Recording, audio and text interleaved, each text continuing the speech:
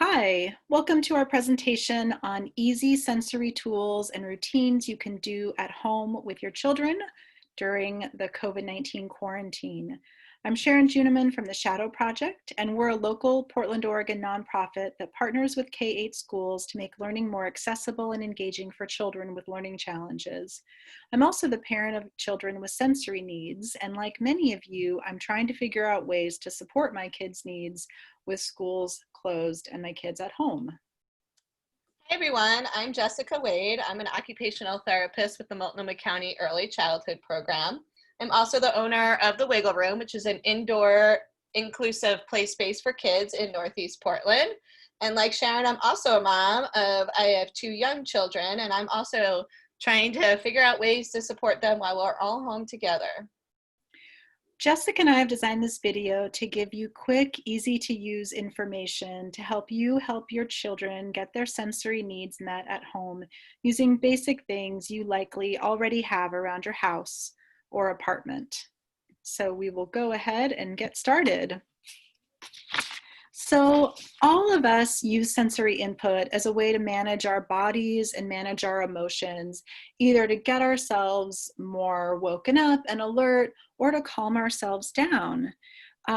If we think about it, giving some thought to how we use sensory routines and activities throughout our day can really help us develop empathy for our children especially when they're having behavioral problems and acting out because they're feeling overly alert or too tired and need some stimulation.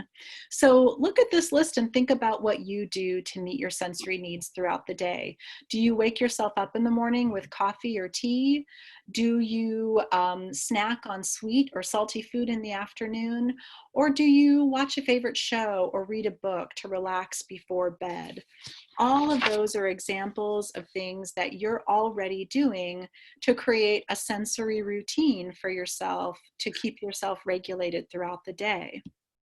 When we think about our kids and what their sensory needs are, this video helps us to understand what kids are experiencing throughout the day when the environment is kind of getting in their way and not really helping them be at their best selves. So let's take a listen. Person. Imagine you have a sensory cup and your brain drip feeds it with information from your senses. If our brain's filter lets through too much information, it is as if your sensory cup is being filled up very quickly. This can cause sensory overload. Imagine having a conversation with a friend at home. For somebody with sensory overload, they wouldn't be able to help being aware of the program on TV, the clock ticking, the temperature, the movements their friend is making, the smell of food, the cat, the dripping tap, the washing machine, and so on. This can make concentrating on the conversation a very difficult and stressful task. For those who have difficulty expressing how they feel in these situations, this may result in negative behaviour. Even simple everyday situations can prove difficult to those with sensory overload. On the other hand, if the brain lets through too little information, it is as if the sensory cup is being fed with very small amounts of information. It can take a long time for the cup to be full, and this can cause a child to be sensory seeking. For those children who are sensory seeking, the same situation of having a conversation at home may feel understimulating. This can result in behaviours that are intended to fill these sensory gaps, such as fidgeting, chewing, fiddling, or moving around the room. Remember, what we see of a person's behaviour is only the tip of the iceberg. There is a lot more going on behind the scenes than they may be able to tell you. See behaviour, think sensory. So see behavior, think sensory. So when we think about the behavior of our kids throughout the day, and we're thinking about creating a sensory routine, what we want to do as much as we can is help our kids stay in this middle band that you see, that calm, alert, organized, able to maintain a conversation and back and forth and listen to instructions. And so Jessica is going to show us some activities that you can plan throughout the day to help your kids stay in that zone as much as possible. Because a lot of kids, because of the environment around them, like we saw in the video, they can easily get into that over-aroused state, being anxious and disorganized and having meltdowns, maybe even using escape behavior and running around. We also know that sometimes our kids get overwhelmed by the environment around them, and they withdraw, and they go into a corner and they don't want to interact. Maybe some of us are struggling with our kids not wanting to do that distance learning that they're being asked to do. So these activities and having a routine where you do a couple of things throughout the day can help our kids engage with what they need to do. It's important, though, to do what's manageable for you and your family. Some days you may be able to pull off doing a couple of these activities, and some days just one is all you can do, and that's okay. Just start with what you can do. As we can see here, there's some pictures of some heavy work happening, and generally speaking, heavy work can help many kids and adults. I like to think of heavy work as the big bang for your buck. It's those activities where you're pushing and pulling and carrying, all the activities that provide input into the big muscles. And what do I mean when I say input? I really mean that your muscles can feel it. Your muscles are activated, and this is the type of work that sends signals to our brains through our nervous system that keeps us in that optimal learning state that we saw in that chart. And that's really the stage where we really see our kids being their best selves, and it's us as adults where we're really our best selves as well. And what we'll see in some of these videos is some ideas for some heavy work activities that, to do within routines in your house. This first video here is pushing a weighted laundry basket, and we can watch the video and see how it goes. Ready? Here he is pushing this laundry basket that's filled with just a few things we gathered around the house. Some books, some cans, a thing of juice, and pushing things that are heavy give kids a little bit of extra input into those muscles. And as you can see in that video, it was filled with just things we had around the house. You can use books, bags of rice, cans, anything really. And if you don't have a laundry basket, a cardboard box can work, a wagon, maybe a little kid's shopping cart if your kid's a little bit smaller. And I was actually thinking just when watching this, this would be, let's say your kid is maybe at the computer doing some work, and then they're going to go into the other room to maybe sit down and do some writing or some reading. And maybe this is something that they push on their way to that room that's just kind of built in with that routine to add a little bit of heavy work. And in this next video, we'll see this is a little activity involving a sensory bin that's got some materials in it that provide some heavy work. So we can watch the video and see how this one goes. Can you find me the tea?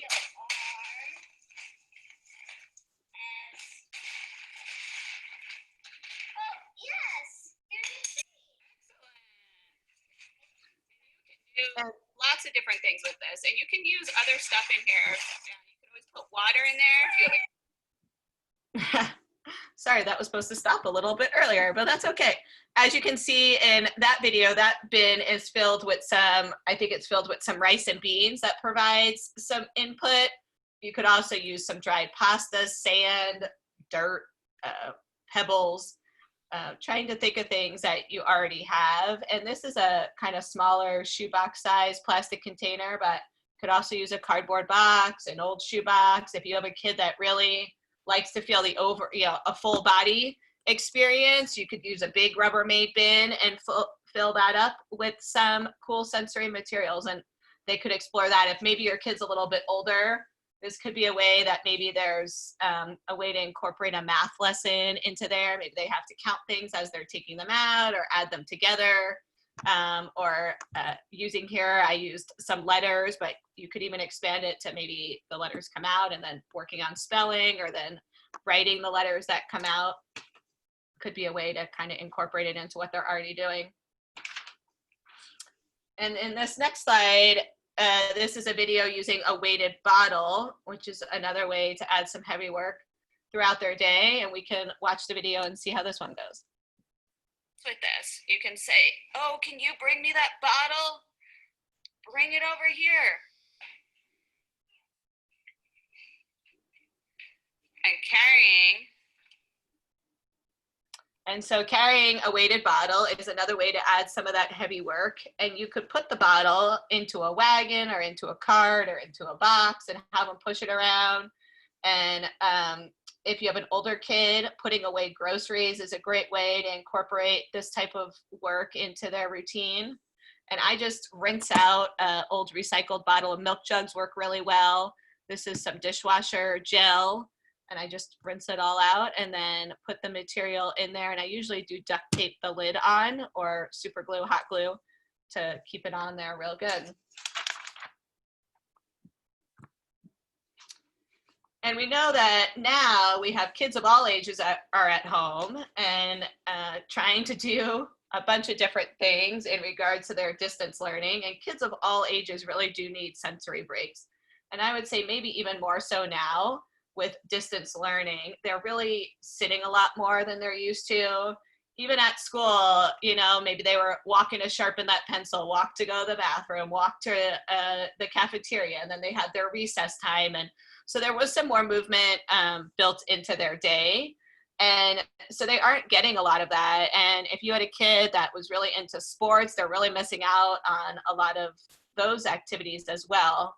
So as we monitor our kids and we kind of monitor them to figure out, you know, when are they in that optimal state and what activities kind of help them stay in that state of alertness. And it may change throughout the day, but here are some activities that I would say even could work for some older kids. So drinking ice water through a straw, and we can watch this video here.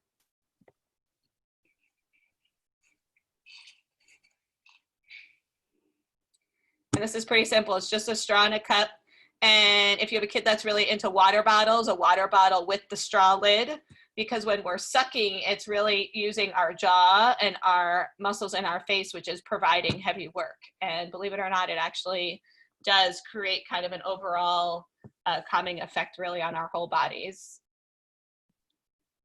And in this video, what we'll see is he's chewing on a Twizzler, which again provides that heavy work into those muscles. So we can watch the video and see that. Chewing on something like a Twizzler, something that you have to kind of bite and really makes your mouth work hard.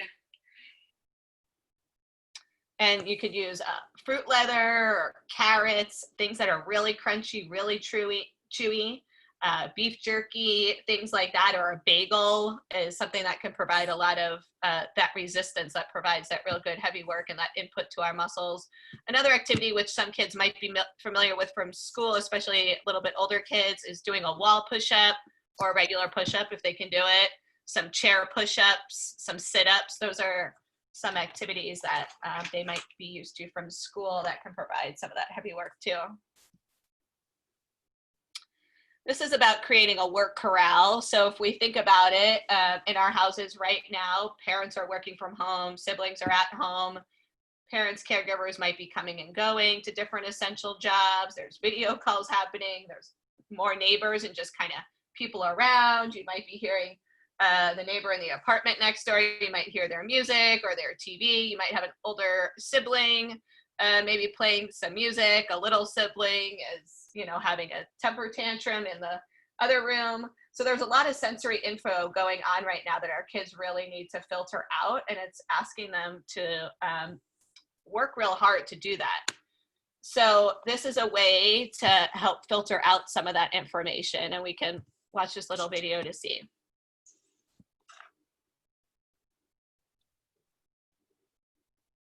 And as you can see, this is just it's just a piece of a big cardboard box. It's nothing fancy. And if you had a kid that maybe really needed those distractions, even filtered out a little bit more, maybe putting a blanket on top of it, using some headphones to decrease some of the noise around them, and kind of just play with it and see what works. If you have a little kid, maybe they'd enjoy doing some work in a tent or making a fort, and seeing what helps them to filter out a lot of the information that's coming and going at them throughout the day now. As we know, we're all going through a pretty stressful time right now, and it really is pretty typical for kids under stress to go back to old behaviors you thought they were done with. And so if your kid maybe had been potty trained, they might be having some accidents right now. They might be wetting the bed at night. If your kid was independently able to bathe regularly, they might start wanting you to maybe take a bath with them or help them in the bath. Maybe they were okay wearing socks. Now they're refusing to put those socks on. Now they want to stay in pajamas all day. They might be wanting a little bit more cuddle time at night. And it might be really frustrating, but it is a normal response to stress. So just try to be patient and know that they will get back to where they were. You know, once this is all over, hopefully sooner rather than later, but we'll get back to where we were, and we'll see those skills return again. And you can help kids by thinking of things that comfort them or that they naturally kind of go to when they're stressed, and giving them more opportunities to do those things. If your kid really enjoyed taking baths when they were little, maybe that's something that can comfort them again right now. Or if they're a kiddo that really likes to be wrapped in a blanket, maybe they're doing some work while they're wrapped up in a big blanket to provide a little bit of comfort to them. So with everyone stressed out and being asked to do things we never thought we'd have to do, one thing that I've noticed is that it's easy for me to fall into a routine of constantly correcting and commanding my kids. And I've heard this from other parents as well, saying, you know, don't do that, get started on your schoolwork, turn off the TV, put your dish away, clean up after yourself. But all of this constant criticism can leave parents and kids feeling bad, and kids tune out this constant criticism, so it doesn't really help their behavior. So what we as parents can do is to pick up on what schools do, which is recognizing and reinforcing positive behavior with praise instead of criticism. So we can try to say one positive thing in the morning, one midday, and then one towards bedtime. So we're not only are we having sensory routines, but we're having positive reinforcement routines. You can say things like, hey, great job remembering to put your dish in the sink, or way to go, keeping up with your math today. And that can really help keep things positive as much as possible, and that also helps kids' behavior. Another thing that we can do as parents is try to spend a little bit of time just kind of being with our kids and doing something small with them every day. Or maybe, you know, if you can't do it every day, try to do it a couple times a week. It doesn't have to be a huge, big activity that you've planned. It can be something as simple as watching a funny little YouTube video, or watching a bit of their favorite show with your kids, or sitting and just having a snack with them. Most kids will find comfort in spending time with the people who love them, their family members.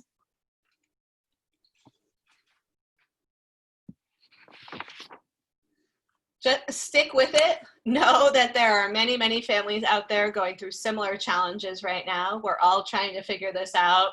Also know that every family is really different. So what's working for one family may not work for yours. If you see some great idea on Facebook or Pinterest that you try it and it really just fails, that's okay. There's lots going on in everyone's house right now. And if tomorrow doesn't go well, there's always the next day, and there's the day after that. And if you do really feel like, you and your kid and your family is really struggling, do reach out to your child's teacher and their special education team and any therapist they might have been connected with, because we really are trying to support families as best we can right now. We really are here to help. We wish you all well, and thanks so much for listening today. Thanks, everybody. Take care.